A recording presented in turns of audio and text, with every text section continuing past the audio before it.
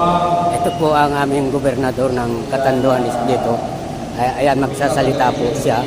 So, kukunan po natin ang video. President, Panay Naberara, Papandan, ang sa tuyang Vice Governor ng Postay Kuwa, sa tuyang Mayor ng Birac, masunod na Congressman ng Catanduanes, Honorable Sammy Lainez, naghayarin na natin siya na nagamit tao sa opisina at kumabit, kaya sa mga kabit nag-park o kung yung naging mag-arit ka grabe pagtrabaho year-end, grabe mag-aral ng Tetes. Sa tuyang masunod na Vice Mayor ng Birac, ano pa ini? Bachelor pa ini, pero kung girlfriend. Ang girlfriend ka ni Tabi, si Rosel, Nabar. Honorable Caleb Sortida, Municipal Councilor ng Birac. Sa tuyang mga MSWDO, representing mo niyan, sa tuong mga padabang senior citizen, hari sa lain-lain na munisipyo, kaiba,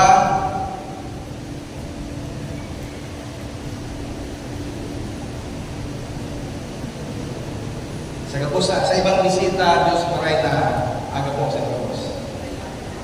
Diyos maray makalan na aga sa Diyos.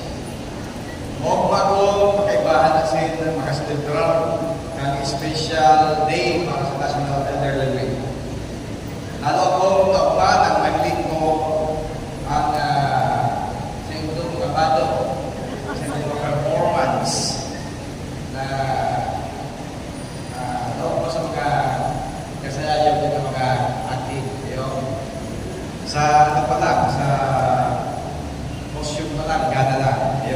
Kaya sinabi ka ni Poste, nag-announce na ng MC ni Tanuyang Premio, siguradagan tata na yun. Sa performance din pa daw.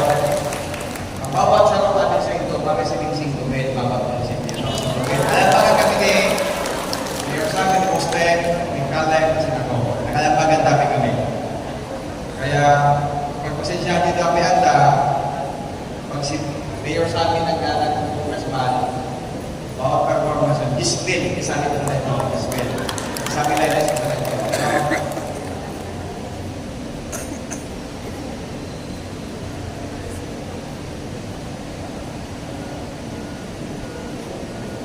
Kapag nakalagin na, nakagin po yan, nakapunta pa sa mga bagyo. After 4 years.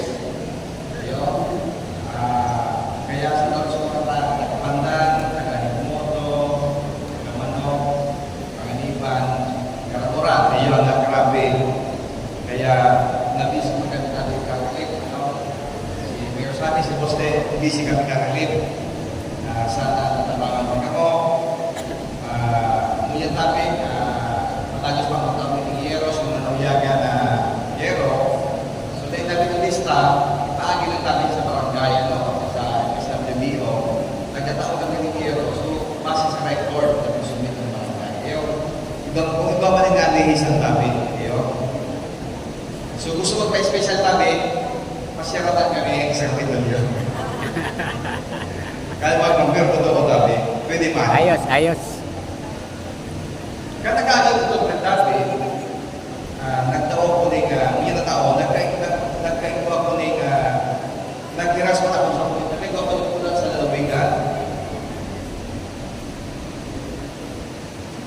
Nasa po yung mga accomplishment, mga report na sa mga accomplishment, na sa to yung mga ibinida, ang Tapolyado programa, lalo pa sa social welfare at sa development, kay Basyo na ang PSWDO na si Mang Rosel, mamayo ni Mang Rosel na asin ito mga MSWDO na si Buscan. Kay ba sa mga programa ini ang pagtao kang magkakadigong financial as medical assistance sa itong mga senior asin ang prioridad na pagtao ng wheelchair sa mga nangangahipo. Sa paagibat ka sa tuyang Catanduanes Eye Care Program, we bring check-up as in para sa itong inihiras sa mga senior citizen. Aram nito, paborito kong pahuro kasi kumusta ho na katuyang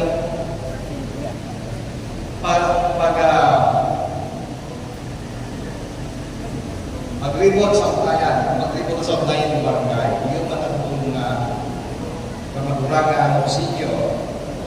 Bilang sa leader, ako natutugon na golden wisdom nito ang iya niya mo sa pagforma ka mga futuro sa tuyang komunidad. Kung ang kapadaan ang pag-asa ng bayan, kamong mga senior citizen ang inspirasyon ng banwaan. Ang pagpadaba as in pag-atagan ito sa taintong mga pamilya daing katapusan. Sa loob pagaling harong, ang pangada as in pag-swito ng sarong lolo o lola daing maning atong pagkainin. Kaya mana sa inyong pagkulog ay puhatawan ng kontra as in pagpintin. Mas di sa paay ka mga araw kayo ng simple pagdalito.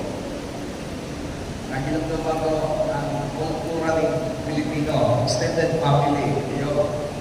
Kita, nag-retire na kita, alagad sa kita na kayong ako ay mabantay.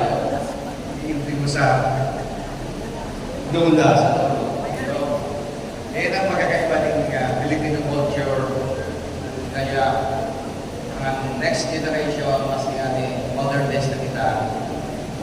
Dahil sa itong alaga, iya, pag-atal, kaya ang mga Pilipino mas siyempre ang pwede na ibida o sa bito na kinapaan ang kung kayo na ang Pilipino dahil mag-atal dahil sa alaga ng mga senior citizen o mga lola. Hanggang dito na lang po ang pagbablog ko. Welcome to my YouTube channel, Jaime Ton Vlog. Thank you, bye-bye.